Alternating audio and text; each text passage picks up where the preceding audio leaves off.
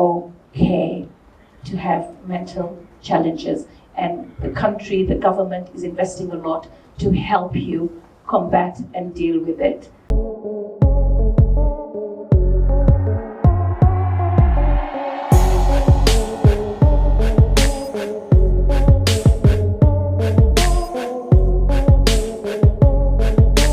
Hi everyone, my name is Phyllis na today it's a World Mental Health Day. Tunashukuru sana God ni miradi kama hizi kutuletea kama sisi ma youth. So, at first, what is mental health? Mental health is emotional, psychological and social well-being. So, ni lazima sisi wenyewe kama ma youth tujue ni nini tunataka kwa life. At the moment, kenye tunataka kwa life ni kukaa stress free because that's the main thing in our life. And then mambo ni ngapi? Mambo ni matatu. Your life, your mental and your health well-being. So kila mtu atengeneze mambo matatu. Yeah.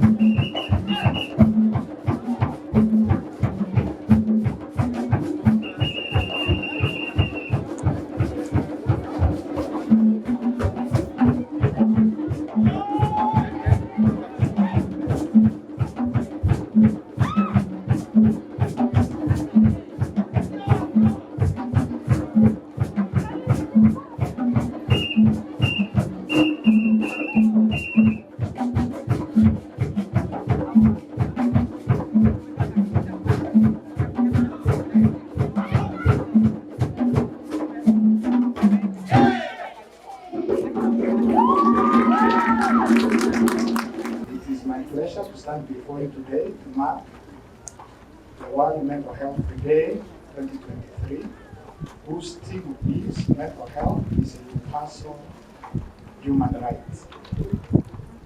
Before I go further, I want to say that in Mathari, we have got one business, and our business is to heal minds. And I want you to say, when I say healing minds, you say restoring lives. Restoring lives, you say, you respond, touching families. Healing minds, restoring lives, that is our business. Mathari has very vivid memories, and I've been here officially as a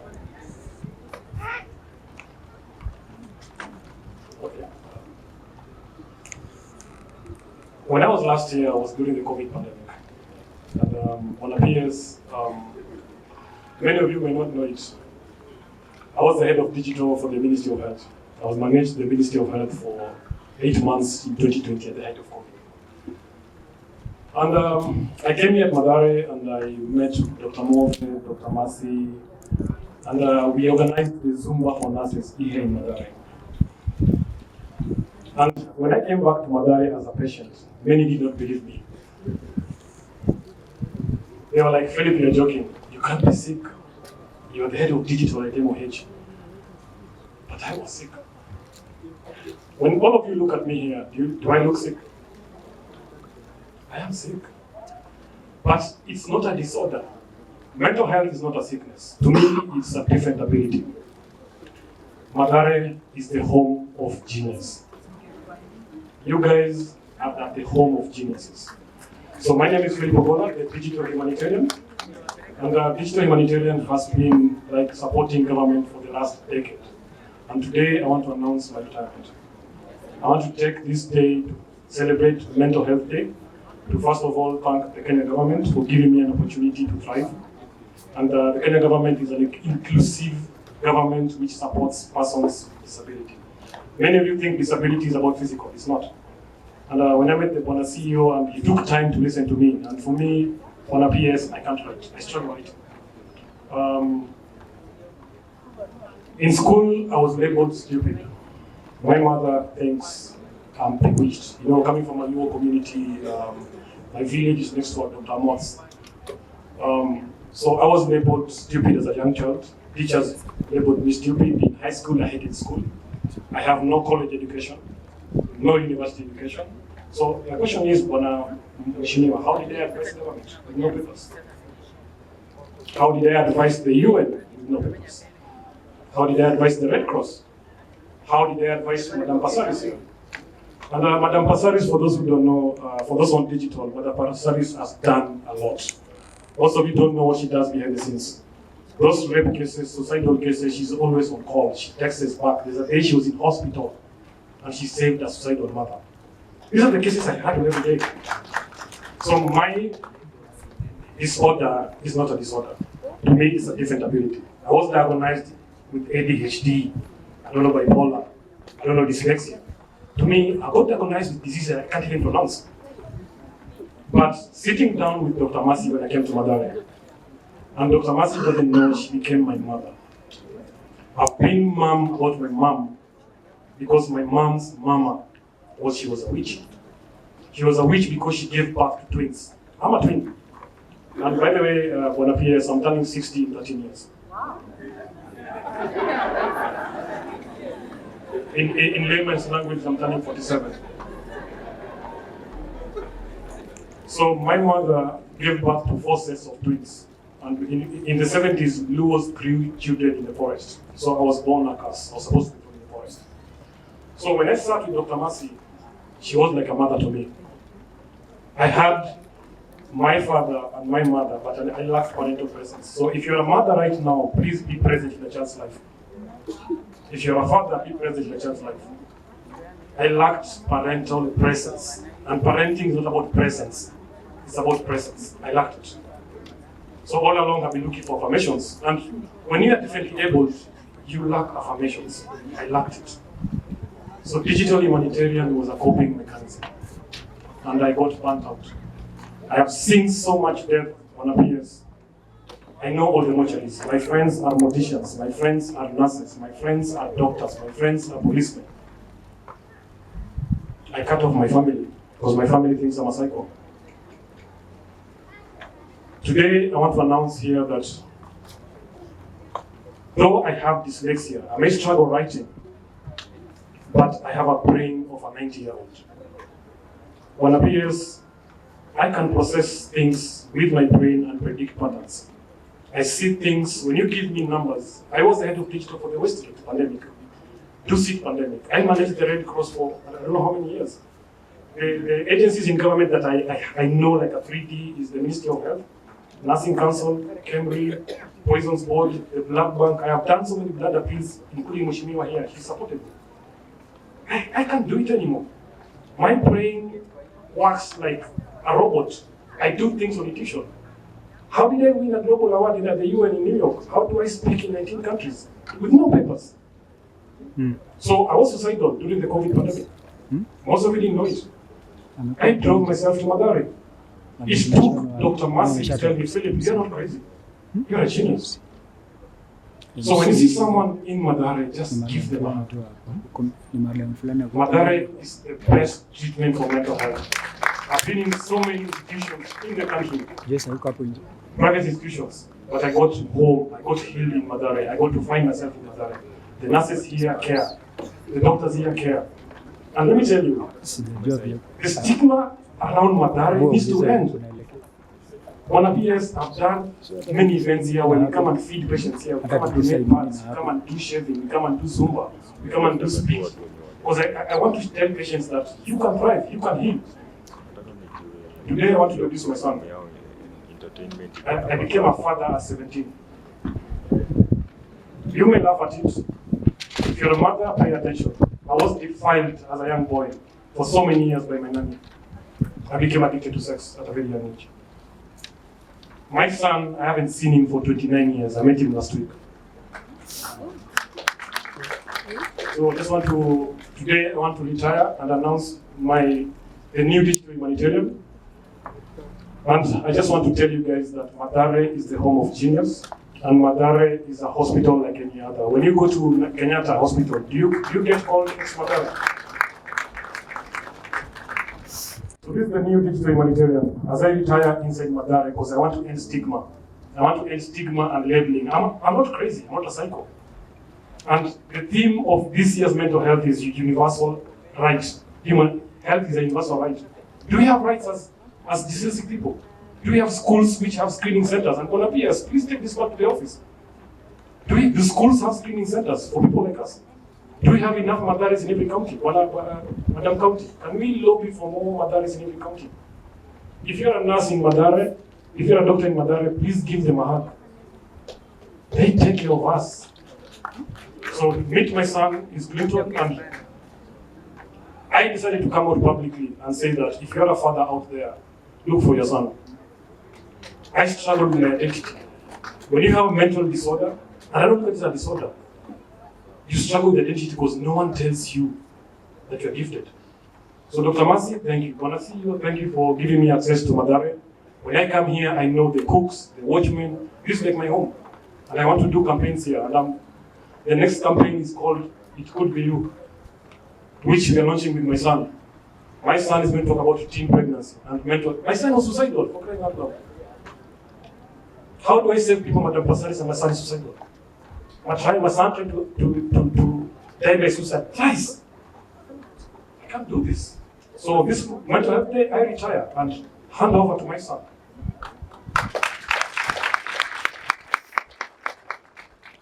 That was emotional, Dad.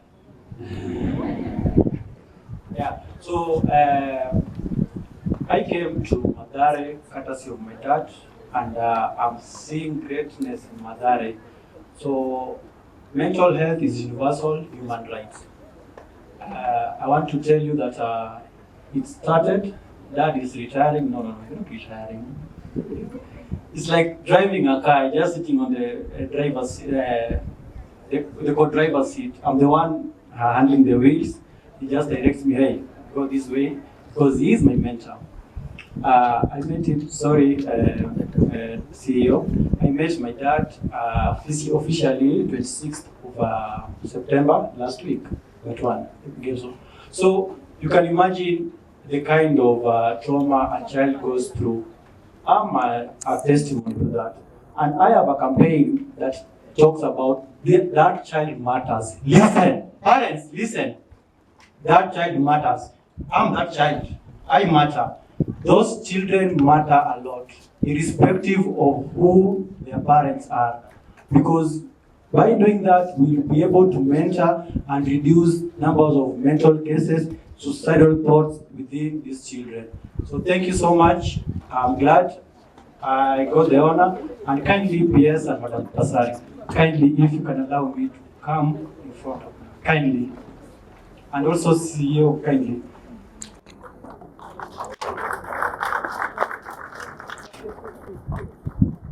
I've called you here just to assure Dad that you are loved. This is a permission from your family that we do love you, we care for you, and I'm here to hold you, I'm here to continue. You've seen what he has done in his life, you've seen what he has done. And we were talking with him at some time. I'm like, why? Are you talking? Is it my story? So basically, whatever he has been doing, I've also been doing it. And now that this affirmation he has given me, trust me, the world is shaking. It could be you as started today, and more of us. Mathari, it could be you. Yes, it could be you. Mr. CEO, it could be you. And forever, let's start and say, it could be you. 1, 2, 3. It could be you. I can't hear you. 1, 2, 3. It could be you. Mental health is a human right. It resonates very well with the discussions that are taking place in the community, and that we need to take further as civil society organizations. Already as civil society organizations, we want to create more advocates at the community. And that is where we need to have more champions who can be able to talk about mental health in our own villages, in our own schools, in our hospitals, and all the areas that we are working in, including our places of work, so that we can have people who can be able to champion that. At community health, as Dr. Drago has mentioned from AMREF, we are also advocating that mental health be part and parcel of what the community health promoters should be trained on, so that they can be able to identify and refer the people they are in the community suffering from mental health. But that will only be effective if we also stay with the primary health care facilities. We are talking about dispensaries and health centers. We need to have more healthcare workers in those facilities who are all well trained on mental health, so that they can be able to handle those cases, and that's where we can be able to reduce the number of people who are streaming into the referral facilities. Very important is people working in mental health. We should be able to ensure that we have the data. We have a paucity of data. Most of the decisions that are being made, I'm not sure we are using the data collected or we have the data. And therefore, we would be able to advocate to ensure that as we review the mental health indicators in the Kenya Health and in the Kenya Health data system, we can ensure that we have more mental health indicators, so that we can be able to get more data that can be able to inform the decisions that are being made. In particular, as Dr. Drago has also mentioned, the budget part of mental health, very low. But that can only improve if we are able to show what is the implications of mental health in our health. And that is only possible if we put more indicators at our primary level facilities, include the community level, and also at the national level of our facilities. So we should advocate for the PS that as we are reviewing the data in the health system, how can we also ensure that we have more indicators for the mental health.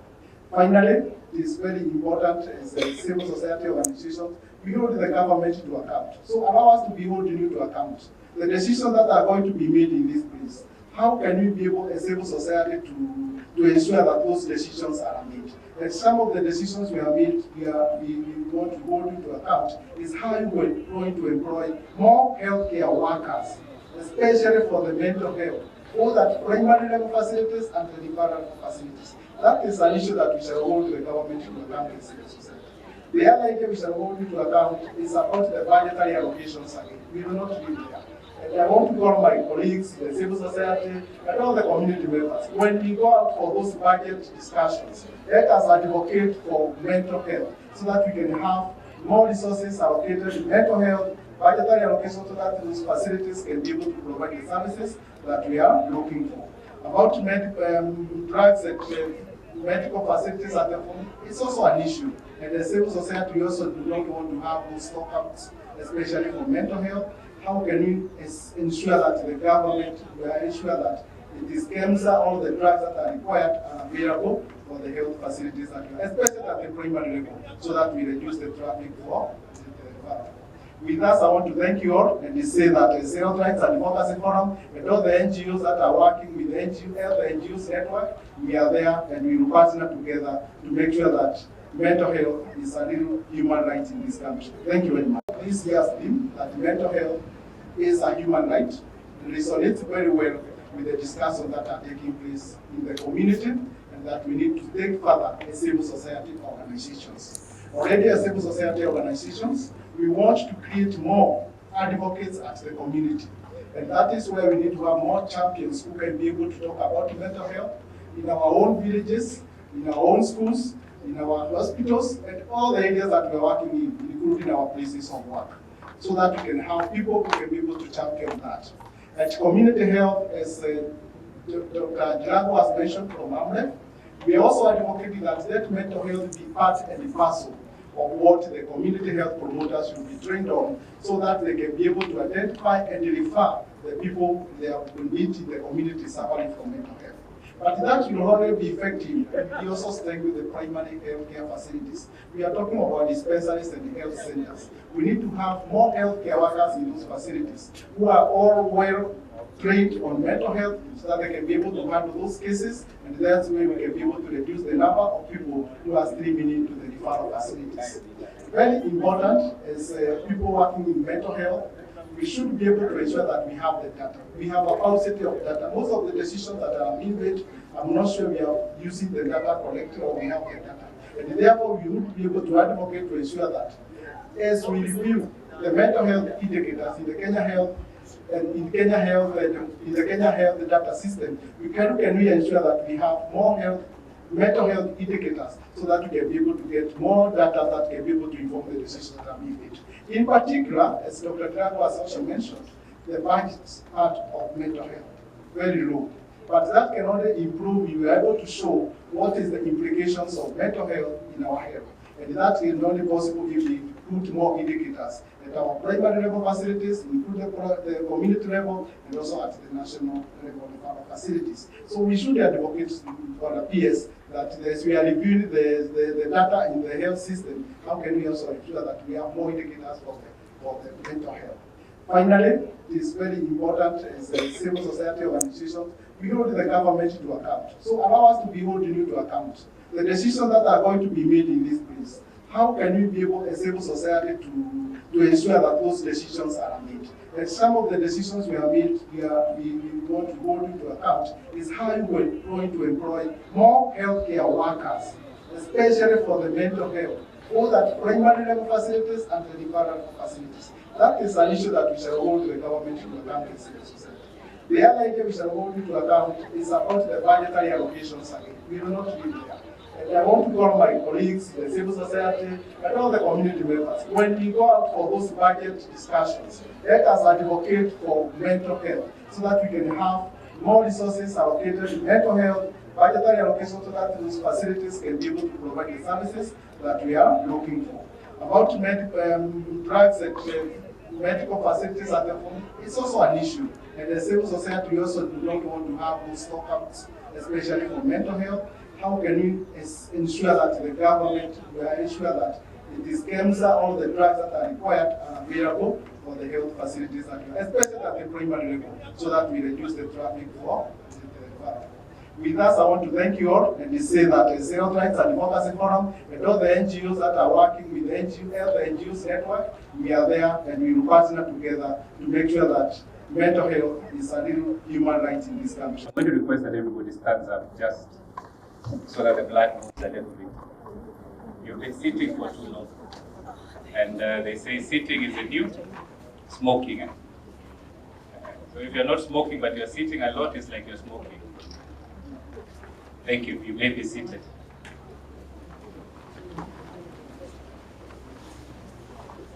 So I want to start by thanking all of you for making time to join us today at this very auspicious occasion where we mark the World Mental Health Day.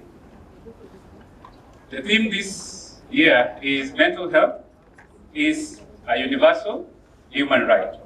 Mental health is a universal human right. And it is indivisible from you as a person. Mental health is part of who you are. You cannot divide it and say, I will take care of other things, but not my mental health. So you have to take care of your mental health. My challenge to us today is to treat your mental health the same way you treat your physical health. Treat your mind the same way you treat your body. When you're hungry, what do? You eat, isn't it? When you're tired, your body is tired, you rest, isn't it? You should do the same for your mind. And today I hope we will pick up a few tips about how to do this. One of the things that I say is, in order to protect your mind, you should eat a balanced diet, so that we have said. Somebody talked about movement. So we saw the yoga, that is part of movement, but also walking, just walking, swimming, physical exercise, keep moving. These bodies were not made to sit still or to lie down all the time. They were made for movement. Sleep is another thing that I think many of us don't take very seriously, and it's an important component of your mental health. So if you don't sleep enough, you're denying yourself sleep, you're increasing your risk of mental health problems. But also, little sleep is a sign of potential mental illness. So sleep is a very good indicator that you can use to determine whether you're doing well or not. Importantly, you need to surround yourself with a supportive community. Right? So you've seen people doing things here in groups. My challenge to you is, do you have a group that you can do things together? Things that are not necessarily work-related, things that are social. And this group is a group of people who will identify when you're going into problems. And this is a group that will walk with you on the journey to recovery. So this is another challenge that we all have to have. I know the tendency today is for us to start splitting and become individual. Pesa ni kidogo, hutaki kushare. Space ni kidogo, hutaki kushare, isn't it? But it is absolutely necessary that you have a supportive community around you. Sheila said something here that I think I will reiterate. Treat yourself and other people around you with kindness. It sounds very simple, but everywhere I turn today, everywhere I look, I see a lot of unnecessary unkindness. I see us saying unnecessarily harsh words to each other. I see us insulting each other completely unnecessarily. And the person who's going to speak next is a representative of a community that does that a lot, the politicians. But the politicians don't come from Mars, isn't it? They come from among us. And we are those people. We are the ones who say those nasty things, and we are the ones who clap when they say those nasty things. I think from today, if we just start treating each other with kindness, we will have started a journey of mental wellness for this country. So I want to thank the government through the PS for taking mental health extremely seriously over the past few years. For the past 5 years, I think we have seen a lot of change in how we handle mental health in this country. One of the things they did as government is to establish Mathari National Teaching and Referral Hospital as a semi-autonomous government agency to be the lead apex mental health facility, not only in Kenya, but in East and Central Africa. And for that, we are absolutely grateful. Over the past few years, when we have had the board in place, we have done baby steps, if you like, of changes, which were completely and almost 100% focused on the welfare of the patients who come here. Our first 3 years, we say, there's nothing we will have achieved if patients are still being treated without dignity, if patients are still being given substandard medication, if patients are sleeping in places with broken windows and so on. And we decided that for those first 3 years, we will not ask for anything for ourselves before the patients are comfortable. And today, I'm very happy to say And if you go into our wards after this event, go and see where the patients are sleeping. It is clean. They have clean linen. They get good food because we repair the kitchen and ensure that everything coming out of there is stuff that we can eat ourselves. And that was part of the moves towards treating our patients with dignity. So Mathari today is not the same as Mathari 3 years ago. And anybody who was here before 3 years ago and comes here today will notice the difference. Our staff had a bad reputation. People would say, usiende Mathari, utafungiwa, utapigwa, utatusiwa, isn't it? That was the attitude then. Today, you are hearing testimony from Philip, that he comes here and is received like a VIP, and is treated like the dignified person that he is. And that is the Mathari that we decided that we want to become. So going forward, over the next 3 years, as our term as a board comes to an end, there will be new appointments soon, I expect. The task then becomes institutionalizing those changes, ensuring that we have sufficient resources in order to go to the next level. And with the support of the PS and the government, we now have space, and we have promises of resources coming our way to ensure that we improve this facility right here, but also build a state-of-the-art mental wellness center that will serve not only Kenya, but East and Central Africa as a whole. And the second thing that we intend to do over that next 3-year period is to start moving towards establishing regional mental health facilities that provide services of the same quality as will be provided at Mathari Hospital. That this will serve our counties and the people out away from Nairobi, so that you don't all have to come to Nairobi to receive the services that you need. As I conclude, I want to highlight a few things that came out of the task force report that has submitted the report in 2020, looked at the state of mental health in this country and made numerous recommendations, some of which have been implemented, I must say. But the following 5 things, I think, if the current government does those things, it will distinguish itself as a leader in mental health, not only in Africa, but in the entire world. And the following 5 things. The first thing, which we still think is absolutely necessary, is to declare mental illness a national emergency of epidemic proportions. Everybody says it, but we haven't made the declaration. I think it is time. And there are things that come after you make this declaration, because then you have to focus resources to deal with this epidemic. Suicide, substance use, depression, chronic mental illnesses are rampant within this country. And we need a focused mechanism to deal with them. Otherwise, we will continue giving it just lip service. The second thing is to complete the process of making this facility fully autonomous, like the other national teaching and referral hospitals. And I'm glad our conversations with the PS are that this is going to be concluded very soon. And so, I mean, we can clap for PS. Asante sana. We are very happy with the commitment that is displayed by the PS and the Ministry of Health to get this done. And the reason is that what we have done, we were able to do under the current circumstances with limited resources and limited ability to move around in a very complex world, through COVID, through the economic recession that we are facing and so on. But we have been able to achieve those things. With autonomy, we will be able to do more, and I know the PS is going to speak to that as well. The third thing, which I think we are now starting to fall behind, is the issue which was spoken of in the morning about suicide and symptoms of mental illness being criminalized in this country. This is a subject that is very close to my heart. I cannot for the life of me imagine taking the blood pressure of a person and saying your blood pressure is 140/90 and you're a criminal. Because your blood pressure is high, you are now a criminal. You should go before a judge who will sentence you to jail because you have high BP. Can you even imagine a situation like that? Or taking somebody's blood sugar and saying you have a blood sugar of 13, you are a criminal from today, and you jail this person because his blood sugar is 13. Why then do we say that if I think of killing myself, I become a criminal?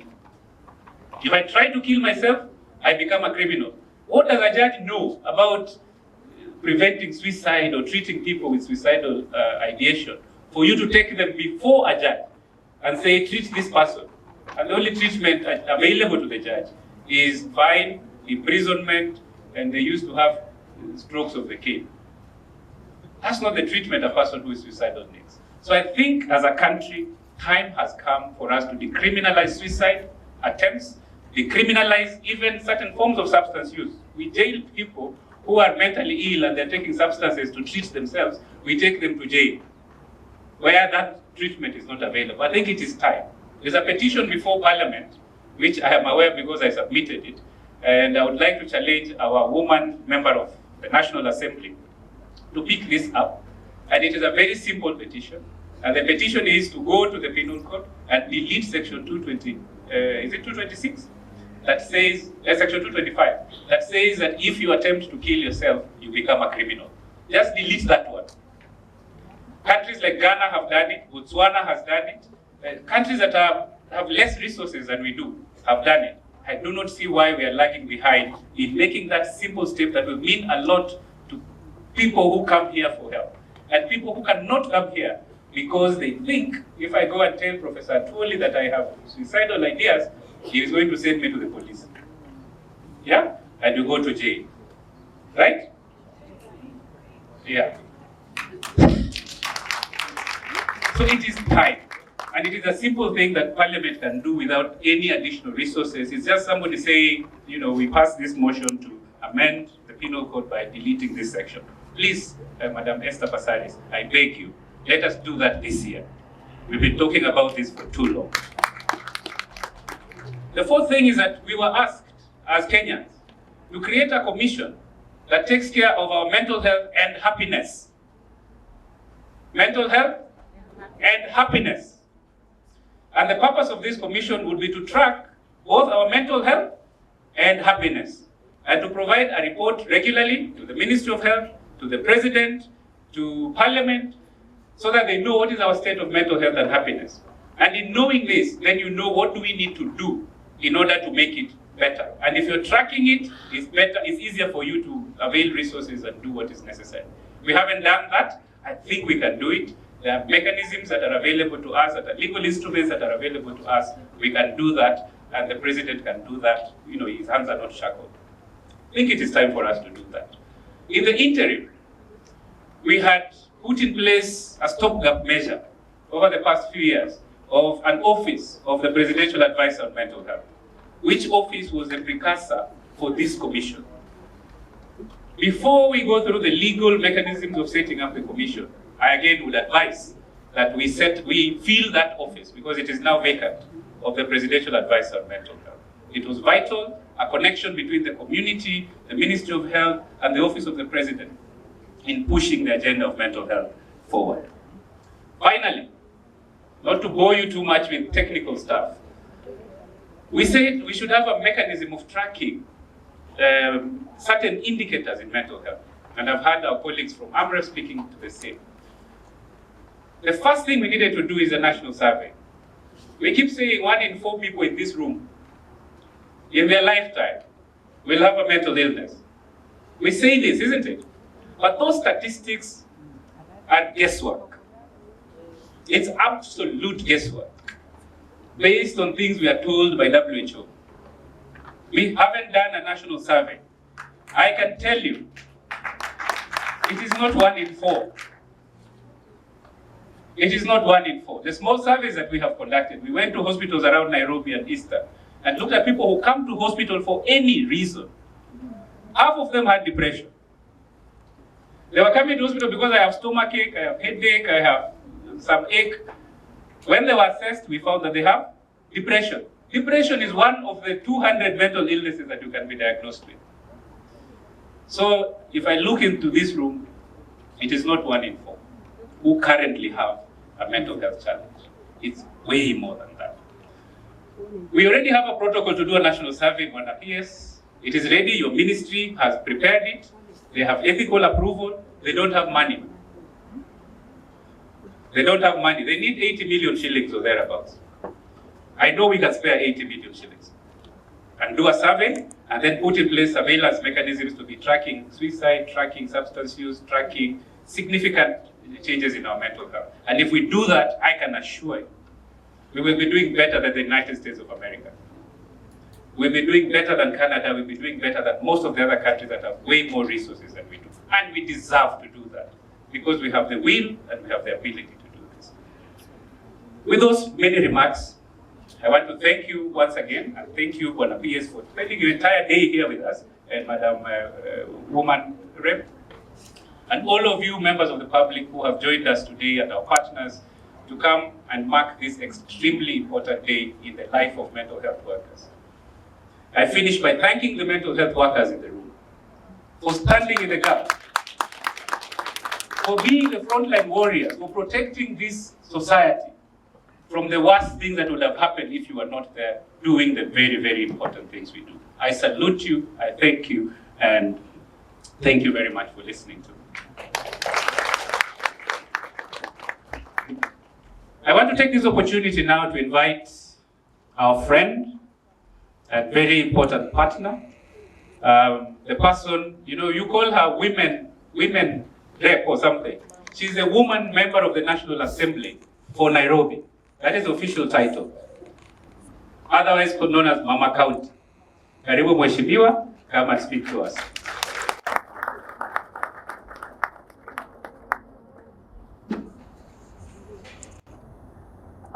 Good afternoon. Happy Mental Health Day.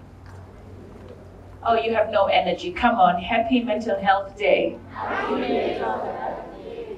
Today is also Utamaduni Day, and the PS and I both would not be any other place. We decided this is just so important.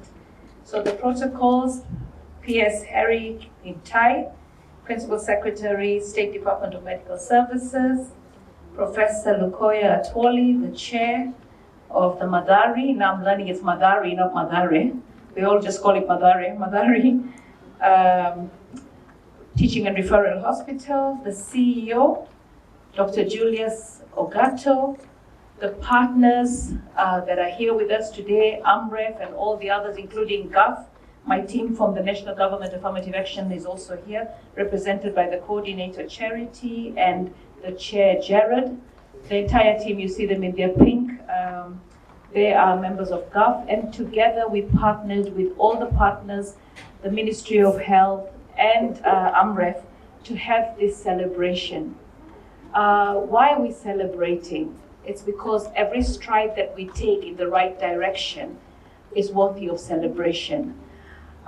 Philip Ogola and Sheila, for sharing your stories, thank you so much. Clinton, for meeting your father and being able to stand here and tell him you love him. That testimony that you shared here was so powerful. I think that we have a crisis in single motherhood in Kenya. And all those single mothers with their children, the children have fathers somewhere. And those fathers should be inspired to go out there and be responsible citizens and look for their children and provide for their children, because that is godly. Instead of wasting all that money in bars, eating nyama choma, pretending you're a really upbeat man, you're a deadbeat father. So get back on track and look after your children. I had a whole beautiful speech, and Lazarus, I have to say, sorry, I'm not going to read your speech because I'm not the chief guest. The chief guest is the PS. But I want to say that mental health has a lot of stigma, and a lot of people are ashamed to say that they suffer from mental health. I mean, I'm labeled so many things. Philip and I share dyslexia and ADHD. I mean, I was such a naughty student in school. I was made the prefect and the head girl and the monitor. Why? Because I just couldn't sit down. I mean, you can't put an ADHD child to sit down in class the whole day. Even for an hour, our buttocks behave like they've got pins. So we need to just get up, and we need to talk all the time. We need to look around. I could never write. My handwriting, I mean, Philip, dyslexia. I mean, my handwriting is so bad that I can't even read it sometimes. It's a work in progress. I keep telling God, please help me get a better handwriting. But we have other gifts. I'm also OCD, and these papers here, Some of you are so indisciplined. You've eaten all these biscuits and you've thrown your papers on the floor and you're all adults behaving like little children, and that really gets me going. So that's OCD, or obsessive compulsive disorder. So pick up all these papers because they're driving me nuts. Real nuts. I might end up checking myself in because of all these things. You know, as we were walking, I saw a lady drop her bottle of water, and then we want the city to be clean, and you're dropping your empty bottle of water as we walk. What do you expect to pick it up? We've got to be responsible citizens. I mean, so you elected Sakaja to go and pick up the bottles and you just go throwing them on the roadside? I mean, this is really bad. We need to change our habits if we want to have a better country. So depression, I've suffered depression. I was a patient of Dr. Okonji for ages. My kids have been to counselors to talk at different times. My son had anger management issues. My daughter couldn't process the fact that, growing up brings a lot of challenges. Teenagehood brings a lot of challenges. And I'll tell you one thing, P.S., it's so expensive. Counseling is so expensive. So we need to find a way, especially when we're dealing with mental health, to ensure that counseling is free. We passed the Psychologists and Counselors Act. We need counseling in our schools. We need counseling in our universities. And I have to commend Mathari Teaching and Referral Hospital and the able CEO and the board and the chair and all the medics that are serving there, both students as well that are learning. Because I know you have a program of going to different universities, and you're in Machakos, and you're talking to students because they go through a lot of peer pressure. It's that age where their parents are struggling to pay them. The bursaries that we offer are not enough. They're about to drop out of school. Some have graduated and have no jobs. So we have a crisis, all right?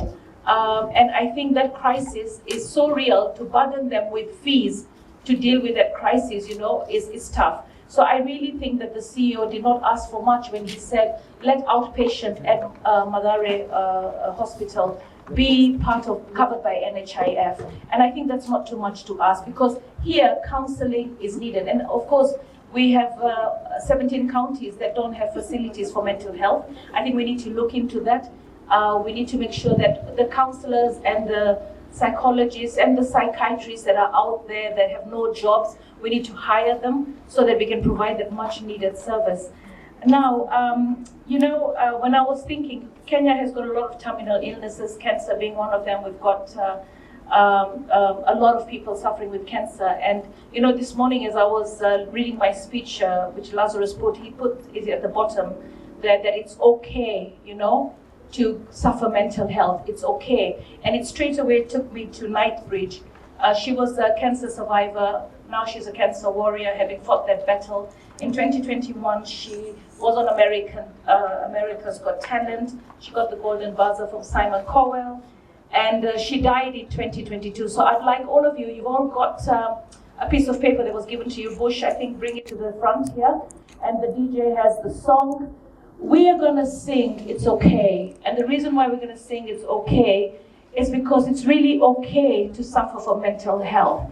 So in the loving memory of Knightsbridge, who really touched the entire world, she couldn't continue with the competition because her cancer came back and it was very aggressive. But she touched the whole world with this song that made her overcome the challenges that she had as a cancer survivor at that point. Now she's a cancer warrior.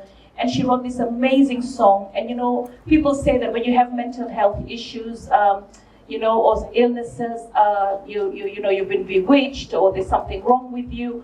I just want to talk to everybody that's out there that is suffering from any form of mental challenge, whether it's depression, anxiety, ADHD, whether it's suicidal thoughts, there's schizophrenia. There's so many illnesses out there. Even narcissism that's an untreatable psychotic illness. But all the people that are out there that are suffering from mental challenges, I want you to sing this song from the bottom of your hearts. We've got amazing voices. Let's sing this in memory of Knightsbridge, but also let's sing this to tell mental patients out there that it's okay to have mental challenges. And the country, the government is investing a lot to help you combat and deal with it, right? So it's okay. DJ Q, Bush, where's my paper? Or you think I know the song by heart? Where is Bush? Is anyone coming here to help me sing this song? Huh? All right. Let's put it on. Oh, Kayamba, right. Come on. Give me your good voices. It was a lady who sang it, but we'll follow the tune, okay? Come on. Hey, let's stand up. Let's boogie on this one, okay? It's okay. Come, please. Yes, you have good song? Good voice? Oh, all right. Come on. Anyone who thinks you have a mental illness, okay, fine. We're going to deal with it, right? Okay? All right.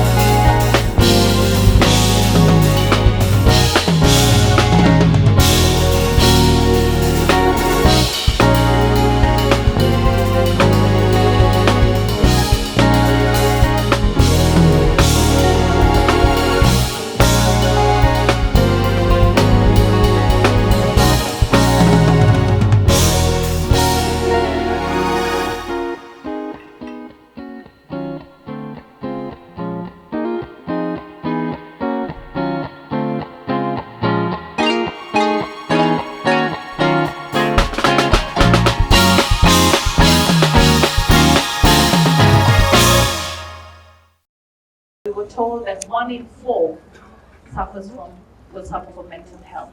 1 in 4. So if you have a family of 4, it could be somebody just in your own household. So let's show some love for people who suffer from mental health, and let's be there to listen, right? Everything that we did for you in entertainment was an education. Let's embrace each other, and let's remember the challenges that life throws at us, right? We can only make life better if we choose to stick together. Thank you, and God bless you all.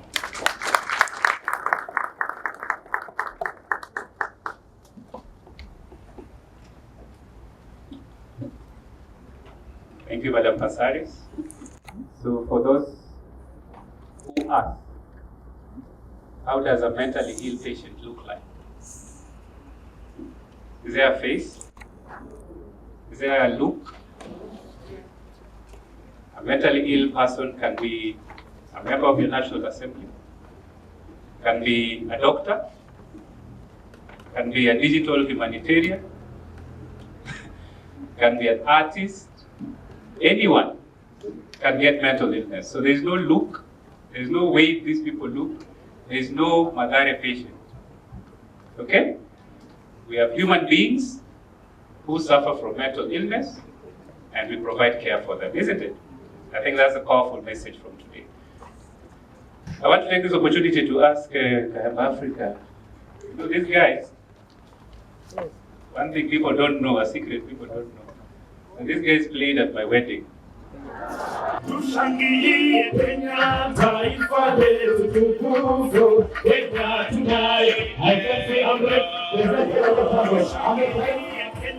taifa letu tukufu, Kenya tunayoipenda.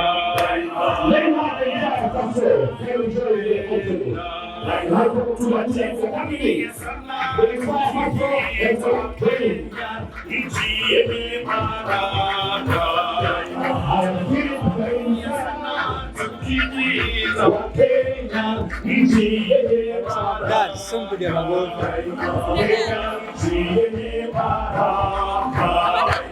Kenya makao yetu ni nchi ya usalama, kamwe hatutaiacha. Kenya makao yetu ni nchi ya usalama, kamwe hatutaiacha. Kamwe hatutaiacha. Anayependa Kenya ni yule mwenye kupenda haki kwa watu wote. Anayependa Kenya ni yule mwenye kupenda haki kwa watu wote. Haki kwa watu wote. Ukipenda Kenya ujitenge na mambo yenye kuvunja amani. Ukipenda Kenya ujitenge na mambo yenye kuvunja amani. Hatutaki matata Kenya. Kenya. Now, very simple. Very simple. The same side. You can tell it. Are we ready? Are we ready? Tell me. Kenya kipenzi chetu, hatutaiacha milele na milele. Kenya kipenzi chetu, hatutaiacha milele na milele. Kenya kipenzi chetu, nchi yenye upendo, hatutaiacha daima na milele. Kenya kipenzi chetu, hatutaiacha milele na milele. Kenya kipenzi chetu, hatutaiacha milele na milele. Ni mama yangu tena ni baba yangu, hatutaiacha milele na milele. Kenya kipenzi chetu, hatutaiacha milele na milele. Kenya yetu, Kenya nitajenga Kenya nchi yangu, mimi ni mwana Kenya. Thank you so much, sir. Daktari. Asante. Professor, I think I agree with you that we needed that dance from Kayamba Africa. And I want to say that I wish I had known them early. I'll have invited them also for my wedding. It's unfortunate that you will not have the opportunity. Let me start by recognizing the honorable member for Nairobi County, Mheshimiwa Esther Passaris, very close friend of mine. We've met in various occasions, very charming, very entertaining. He never wants to let anybody down. He always wants to put us in front. And I want to tell you that yesterday, After a long time, I said, what's happening with Esther? She's not called me for a long time, and then I'm seeing her call. The first one went a missed call because I was in a meeting, and then I said, I must return this call, and I did. The only thing she told me is, are you coming to Mathari? So I could not even say yes or no, because what's going on in Mathari?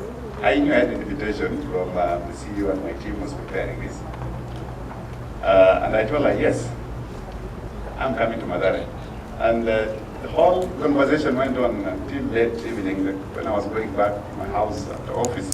I was around some moja zitakia saa mbili. And she again sent another reminder. And even sent a poster that use that poster.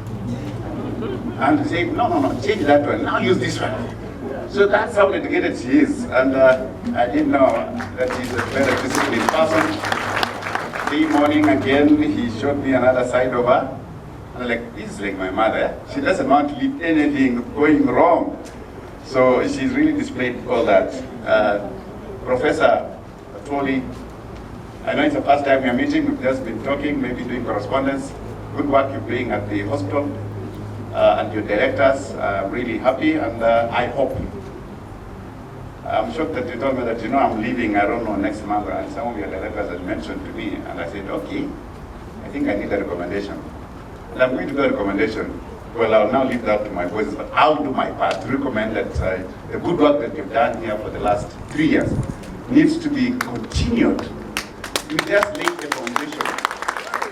And it's really sad to see that a team that has laid the foundation is leaving. We want the continuity, and as a government, this is what we want. Our friends, partners who have come to support us in celebrating this very memorable day, of which the whole world has dedicated to the celebration of people who have mental illness. Thank you so much, partners, for coming in, just showing love for those who suffer this disease. There are few. We assume there are few, but now we realize there are many.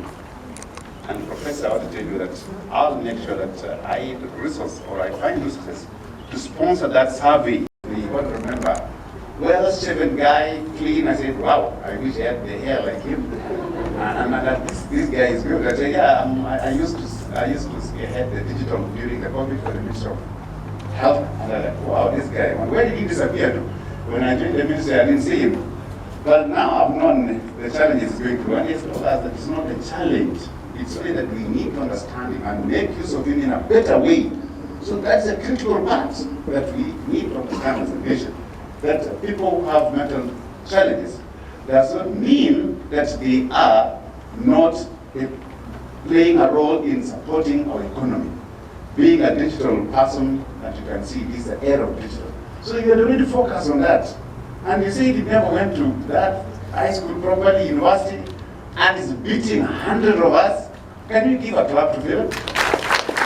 And listen to Sheila. If I was seated there, I said, there's nothing wrong with Sheila. Why is Sheila trying just to pretend?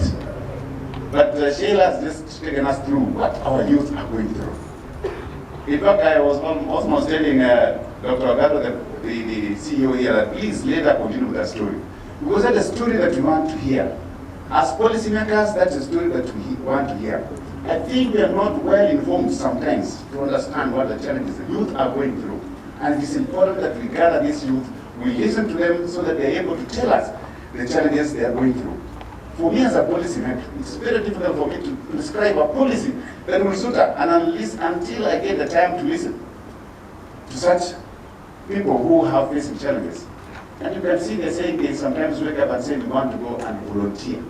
And she did go to Lodwa to volunteer her service. Was that not nation building? That's what you call nation building, because they are able to control.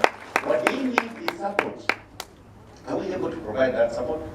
And we have the structures to support that. As a nation, we have structures to support such people.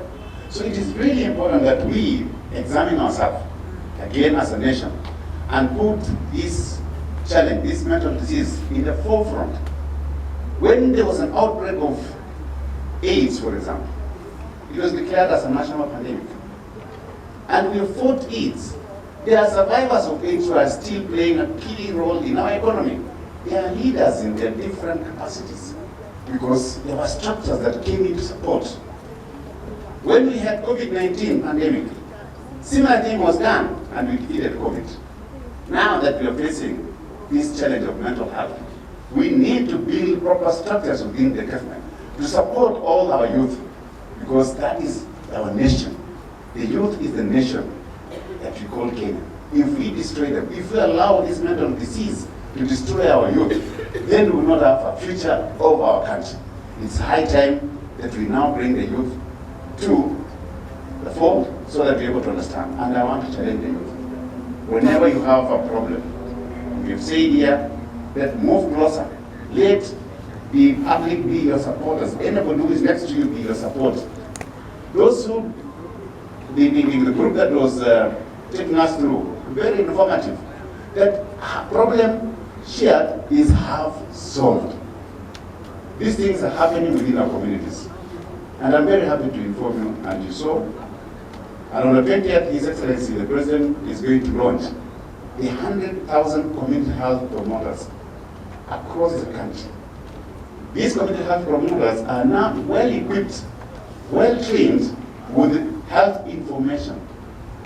And I want to say it's not just going to be about malaria. It's not just going to be about HIV. It's not going to just be about hypertension. It's not just going to be diabetes. Yes, we have given them the right kits to diagnose hypertension, for example, which we know the challenges we're facing through in that. We've given them the kits to diagnose people with diabetes, because that requires a gadget to examine. But we have also equipped them. We have equipped them with the knowledge to address mental challenges within the community, within the household itself. Because as they visit the households, they will be able to ask the wellness of that family. Wellness means everything else. If you woke up well, there was no pain. Did you sleep well? And it's always our African culture to greet each other and say, did you sleep well? That's the first thing that you do. Did you sleep well? If you do not have enough sleep, you always say, I lost my sleep. I had a lot of thoughts. I have this problem. Some of these mental illness emanate from challenges that we face in our life. So it's really important that we start helping each other within our community. And that's why we're taking back the health providers to the community. And I believe that is the bottom-up approach that this government is driving under the better agenda. Ladies and gentlemen, I think we had agreed with Esther Pazaris that we don't read our speakers, but today, and this being the celebration for the entire world, it's good also to listen to what the government of Kenya is going to say. And I want to say this, that I'm also delighted to join you today as we mark this year's World Mental Health Day 2023, whose theme is Mental Health is a Universal Human Right.